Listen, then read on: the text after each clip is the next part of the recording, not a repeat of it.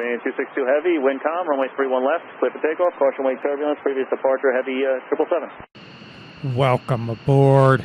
Welcome aboard our Grumman F9F Panther.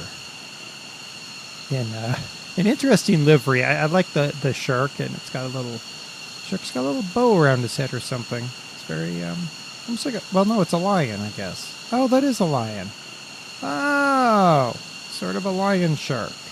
What would that mean? A sharkian? A liark? Whatever. I don't know. We're at Marine Corps Air Station Beaufort in Beaufort, South Carolina. Oh, that's a new view there. Okay.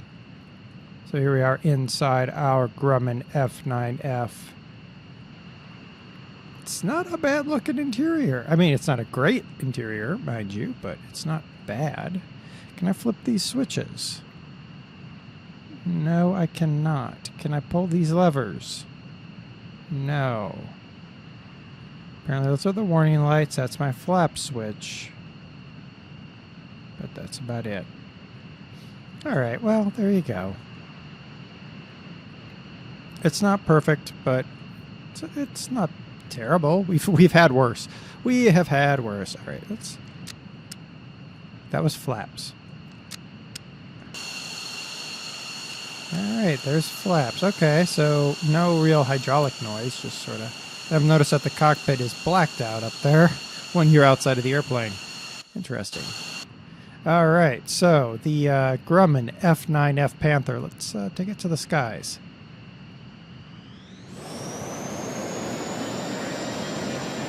Firing up our Pratt & Whitney J42P6 or P-8 turbojet, producing 5,950 pounds of thrust with water injection. Take off. We can put the tail completely in the ground. That's awesome.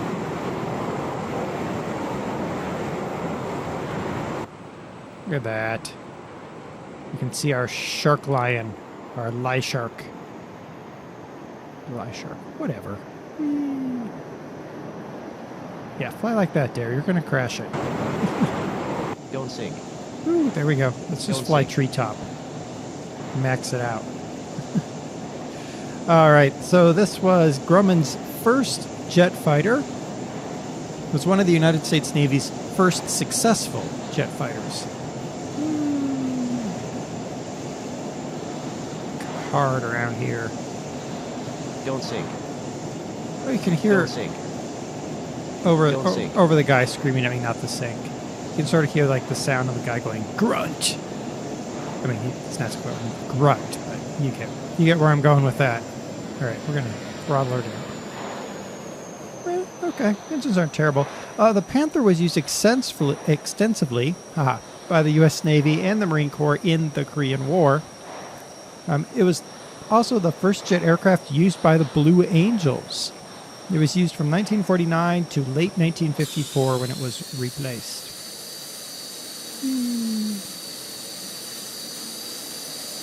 An interesting design. It is straight wing, as you obviously see. So obviously they're not really taking advantage of the knowledge that we garnered from Germany, like the Sabre did. But there's a reason for that. They wanted more lift because it is a carrier-based fighter. So that is sort of something that they had to think about. Since there's insufficient space within the wings and fuselage for the fuel for this thirsty second generation jet engine, they put the permanently mounted tip tanks. Now, those are permanently mounted tip tanks. This actually had a positive impact. It actually increased the aircraft's rate of roll, which turned out to be a good thing. Uh-oh. There we go. It is a relatively slow aircraft. Max speed is 575 miles per hour, so going around the speed that a P-51 Mustang can actually get. So it wouldn't have been like the most blistering jet fighter out there. During Korea, it would have been smoked handily by the Air Force's F-86 Sabre. That being said, it was the most widely used U.S. Navy jet fighter of the Korean War. It flew 78,000 sorties and scored the first air-to-air kill by the U.S. Navy in the war, the downing of a North Korean Yak-9 fighter, which is a prop-powered fighter, so, you know. Buford. Nice. Now, despite the relatively slow speed, the Panther also managed to shoot down 2 Yak-9s and 7 MiG-15s for the loss of 2 F9F Panthers. F9F was used heavily for air-to-ground. You can see it's carrying, this particular model is carrying rockets. She had underwing hardpoints for provisions to carry 6 5-inch rockets, or up to 2,000 pounds of bombs. She also had built-in 4 20mm cannons with 190 rounds per gun. So it was a deadly fighter, but not a high performance fighter. Okay, that's where we're going to try to land. That'll be fun.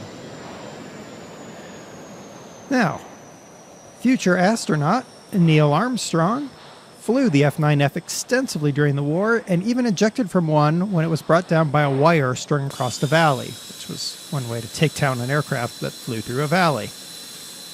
Additionally, future astronaut John Glenn and Boston Red Sox all-star baseball player, I almost called him a basketball player, whatever, Ted Williams also flew the F9F as Marine Corps pilots.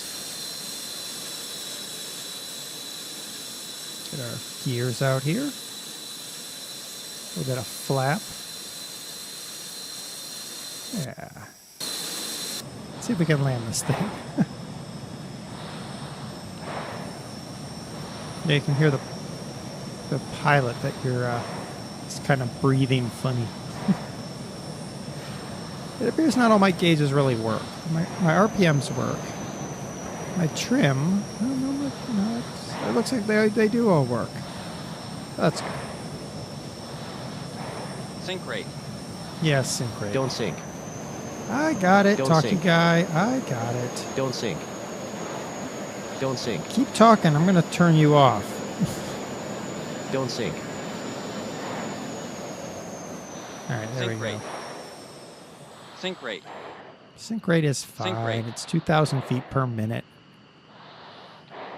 These big straight wings on this aircraft, we have a lower glide speed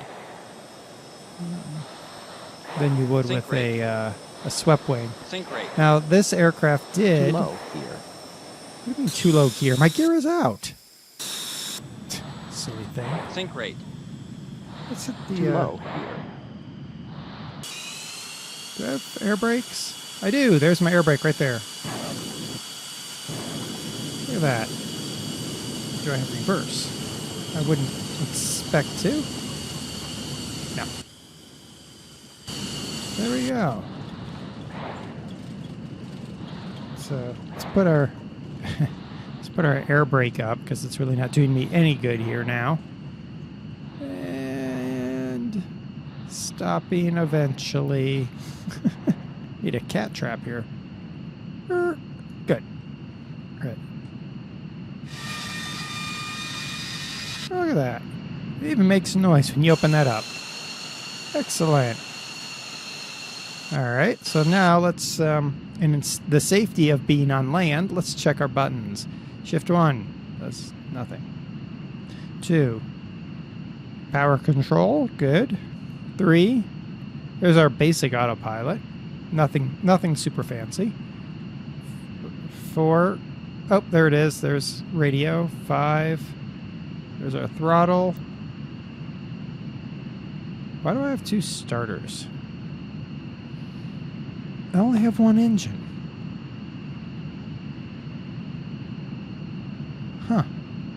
Yeah. And there's my GPS And there you go. That's the end of the puzzle there. All right. Cool. So this is our F9F. Look at our pilot is doing something. What is he doing? He's giving a thumbs up sign. He liked the landing. He approves. Landing is pilot approved on our Lyark. Lyark. Yes. That's what we're going with. I like that. Our Lyark. All right. So this is the F9F Panther. Link is down below as always. Another good little aircraft if you're looking for Korean War era jet fighter. Is it the best? Probably not. But it's definitely not terrible. I mean, at least it has a virtual cockpit, period, unlike that DC-8 that we did. So there we go. I've been DerTebbers. This is your Flight Simulator X plane spotlight of the Grumman F9F Panther.